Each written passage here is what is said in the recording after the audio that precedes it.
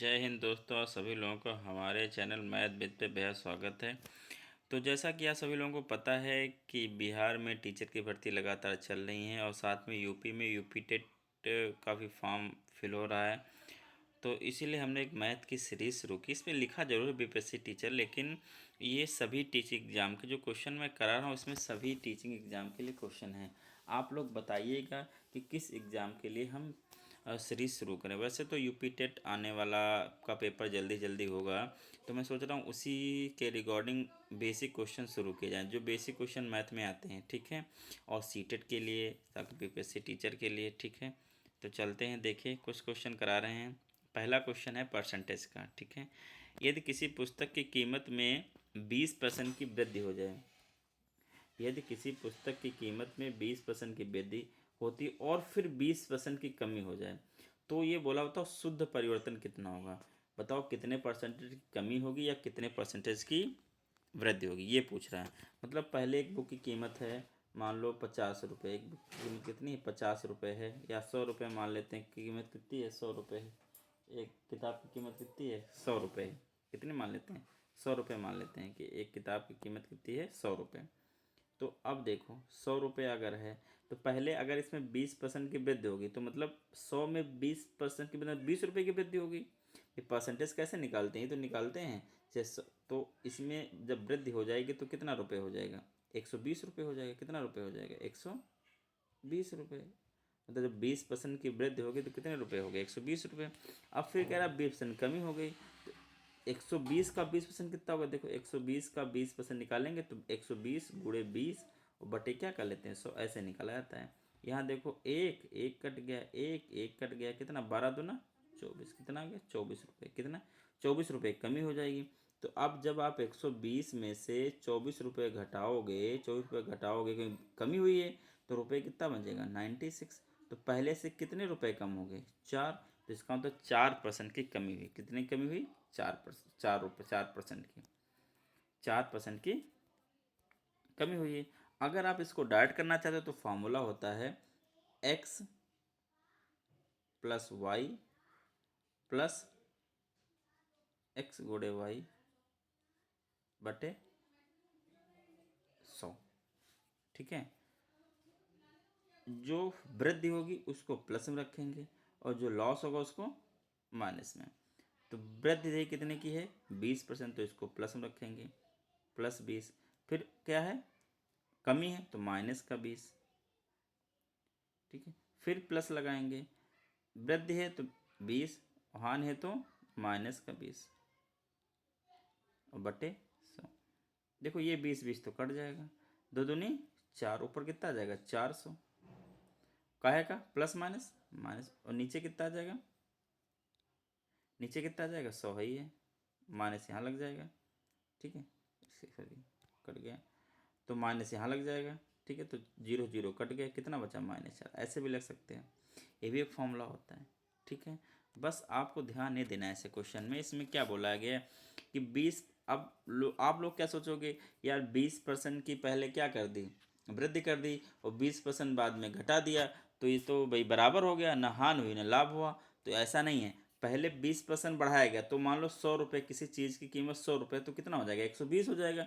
लेकिन जब कमी करोगे तो 120 में कमी होगी ना, तो 120 का 20% हो जाएगा 24 रुपये, तो 4 रुपये कम पड़ जाएंगे, ठीक है। अगला क्वेश्चन बढ़ते हैं आगे। नेक्स्ट क्वेश्चन आपका सिंपल इंटरेस्ट का है। देखो ये तो बहुत आसान आपका है, मैंने आंसर भी नीचे लिख दिया इसमें। तो क्या लिखा है देखो, 5,000 रुपये, आपके पास कितने रुपए हैं 5,000, 6% वार्षिक दर से 3 वर्ष के लिए साधारण ब्याज ज्ञात कीजिए। साधारण ब्याज का फॉर्मूला होता है सिंपल इंटरेस्ट बोलते हैं इंग्लिश में। इसका फॉर्मूला होता है P मतलब जो मूलधन जो किसी को रुपए हम उधार देते हैं, R मतलब जो इंटरेस्ट होता है, और T मतलब जो समय होता है, और बटे में क्या कर लेंगे 100 कर लेंगे, ठीक है।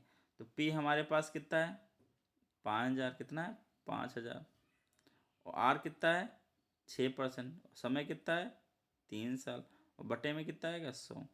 देखो ये दोनों जीरो कट जाएंगे, किससे, इन दो जीरो से। क्षेत्रिक 18 और 18 पंचे 90, और एक जीरो ये वाला, कितना 900 रुपये आ जाएगा। जब भी आपका ऐसा क्वेश्चन है तो इतना लंबा, जब भी आपको सिंपल इंटरेस्ट निकालना हो तो कुछ नहीं करना है, बस इन तीनों गुणा कर लो। 6 3 18, 18 पंचे 90 और लास्ट के 2 जीरो हटा दो बस। 6 3 18, 18 पंचे 90, 90 हो जाएगा। 3 जीरो थे, कितने जीरो लगा दो? 2 जीरो लगा दो। 3 जीरो थे, 2 जीरो हटा दो, कितना बचेगा? 1, 900 रुपये आ जाएगा। ठीक है, सीधे सीधे बढ़ते हैं नेक्स्ट क्वेश्चन की तरफ।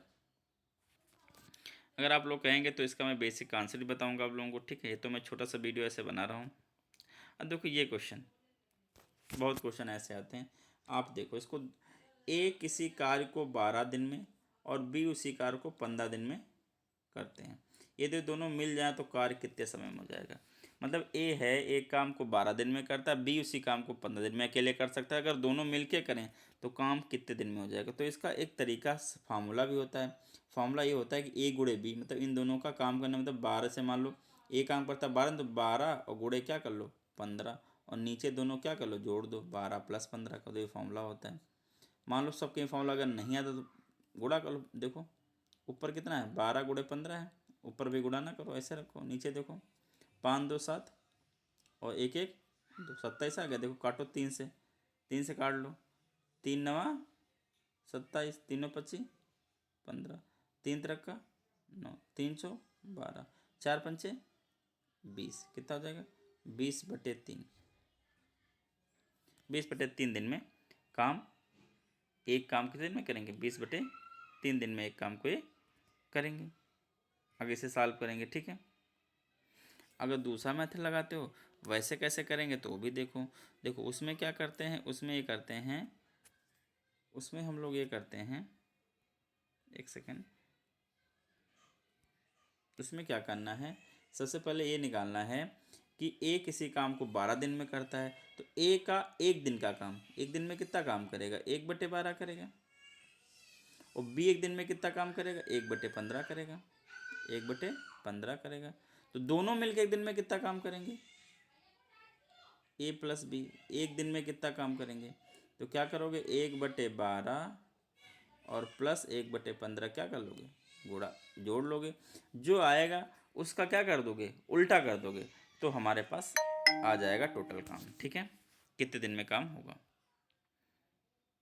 चलिए अगला देखिए। अगला क्वेश्चन आपका एवरेज का है। देखिए क्या है, अब ये तो बहुत आसान क्वेश्चन होते हैं। ठीक है, ये देखिए एवरेज का क्वेश्चन क्या है कि 5 शिक्षकों की औसत आयु कितनी है? 40 वर्ष है।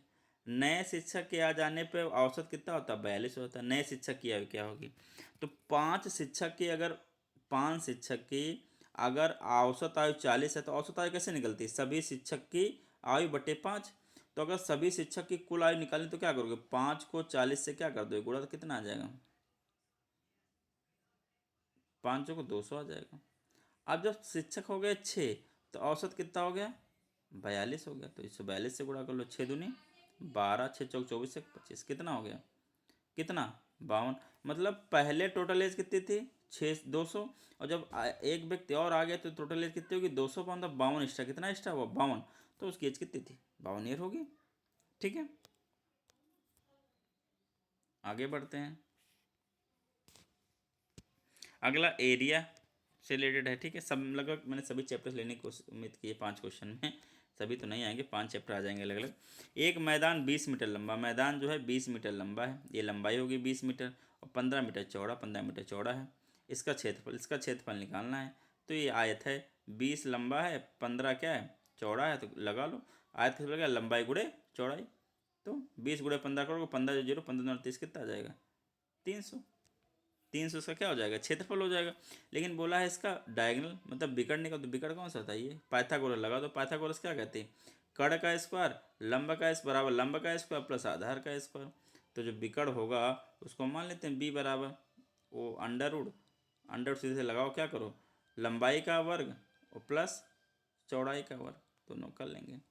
लंबाई 20 का वर्ग कितना होता है? 400। उसका कितना होता है? 225। जोड़ लोगे कितना? 625, कितना आ जाएगा? इसका अंडर रूट लगा तो बाहर कितना आ जाएगा? 25 आ जाएगा। ठीक है ना, आगे बढ़ते हैं।